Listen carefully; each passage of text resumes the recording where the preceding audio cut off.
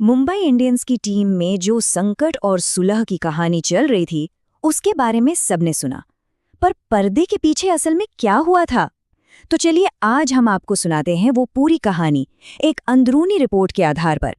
कहानी की शुरुआत होती है इस एक लाइन से। अब ये लाइन ये कोई मामूली लाइन नहीं है। ये इस पूरी कहानी का मंच तैयार करती है और ये बताती है कि ये सिर्फ क्रिकेट की कहानी नहीं है, बल्कि उससे कहीं ज्यादा गहरी है। तो कहानी की शुरुआत होती है हमारे हीरो या कहें इस कहानी के मेन कैरेक्टर हार्दिक पांड्या से, जो उस वक्त एक बहुत ही बड़ी मुसीबत में फंसे हुए थे। हार्दिक में जो बदलाव आया था वो सच में चौंकाने वाला था। जरा सोचिए, एक तरफ वो पुराना हार्दिक बेखौफ स्वैग से भरा हुआ, जिसके चेहरे पर हमेशा एक आत्मविश्वास दिखता था, और दूसरी तरफ ये नया हार्दिक जो बिल्कुल टूटा हुआ, डरा हुआ और तेजहीन था। और ये डर कोई एक नहीं था, बल्कि कई सारे डर थे जो उन्हें अंदर ही अंदर खाए जा रहे थे। फैंस की नफरत का डर, अपने ही होम ग्राउंड वानखड़े में बेइज्जती होने का डर, करियर खत्म हो जाने का खौफ और उस कानूनी मामले का साया जिसने उन्हें पूरी तरह से तोड़ कर रख दिया था। और बस यहीं पर कहानी एक बहुत ही बड़ा टर्न लेती है, जब एक पूरी तरह से हताश हो चुका हार्दिक मदद के लिए किसके पास जाता है? अपने सीनियर रोहित शर्मा के पास। अब जरा उस सीन को इमेजिन कीजिए। मुंबई इंडियंस का ट्रेनिंग कैंप लगा है और हार्दिक बिना किसी से कुछ कहे सीधे रोहित शर्मा के पास चले जाते हैं। एक बहुत ही इमोशनल टकराव का मंच समझिए तैयार हो चुका था। ये सिर्फ आंसू नहीं थे, ये महीनों का जो स्ट्रेस था, जो पछतावा था, वो सब कुछ बाहर आ रहा था। ये दिखाता है कि हार्दिक अंदर से किस कदर टूट चुके थे। हार्दिक को ये बात ना बिल्कुल साफ समझ आ गई थी कि अगर उन्हें अपना करियर बचाना है तो उनके लिए सिर्फ एक ही संजीवनी है, और वो है रोहित शर्मा का सपोर्ट। वो समझ गए थे कि मुंबई इंडियंस के इस साम्राज्य में रोहित के बिना वो टिक नहीं पाएंगे। तो अब हम पहुंचते हैं इस पूरी कहानी के सबसे सबसे जरूरी हिस्से पर।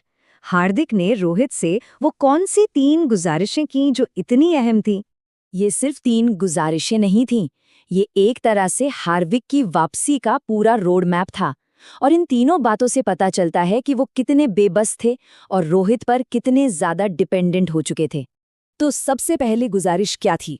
हार्दिक को पता था कि क्राउड उन्हें बख्शेगा नहीं, इसलिए उन्होंने रोहित से कहा कि प्लीज, अगर भीड़ मुझे बू करे तो बस आप उन्हें शांत रहने का इशारा कर देना।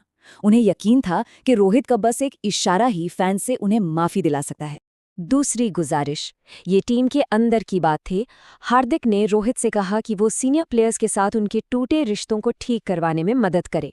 इससे साफ पता चलता है कि वो टीम के अंदर कितना अकेला महसूस कर रहे थे। और फिर आती है तीसरी और शायद सबसे जरूरी गुजारिश। उन्होंने रोहित से कहा कि प्लीज मैदान पर मेरे साथ रहना और मेरी कप्तानी में मेरा मार्गदर्शन करना। ये एक तरह से कबूलनामा था कि वो रोहित के बिना खुद को पावरलेस महसूस कर रहे थे। तो हार्दिक ने तो अपना दिल खोल कर रख दिया, पर रोहित शर्मा ने क्या किया? अब कहानी का फोकस आता है असली मेंटर और किंग मेकर पर। सोचिए, उस मोमेंट पर जब हार्दिक इतने वल्नरेबल थे, रोहित चाहते तो उन्हें डांट सकते थे, लेकिन उन्होंने ऐसा नहीं किया। उन्होंने रिजेक्शन की जगह मेंटरशिप को चुना और हार्दिक को गले लगा लिया। और रोहित सिर्फ चुप नहीं रहे, उन्होंने पब्लिक में भी हार्दिक को डिफेंड किया। उन्होंने सबको समझाया कि वो जो हाल का कानूनी मामला था, उसने हार्दिक को मेंटली और इमोशनली किस तरह तोड़कर रख दिया था।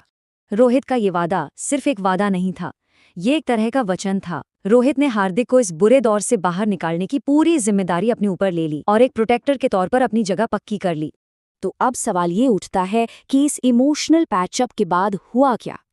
कहानी के इस आखिरी हिस्से में हम देखेंगे कि इसका फौरी नतीजा क्या निकला और भविष्य में क्या हो सकता है।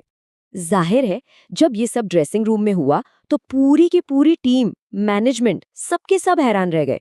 हर कोई बस शॉक में था और किसी को कुछ समझ ही नहीं आ रहा था कि क्या हो रहा है। और हार्दिक का ये बयान, ये उनके कंप्लीट सरेंडर को दिखाता है। ये दिखाता है कि वो पूरी तरह बदल चुके हैं।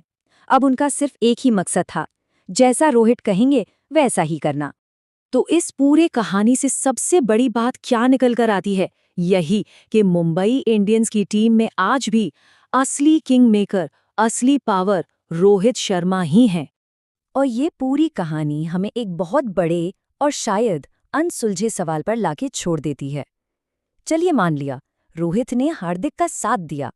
लेकिन क्या वानखेड़े की वो भीड़, वो वफादार फैंस हार्दिक पांड्या को कभी माफ कर पाएंगे? इसका जवाब तो शायद आने वाला वक्त ही बताएगा।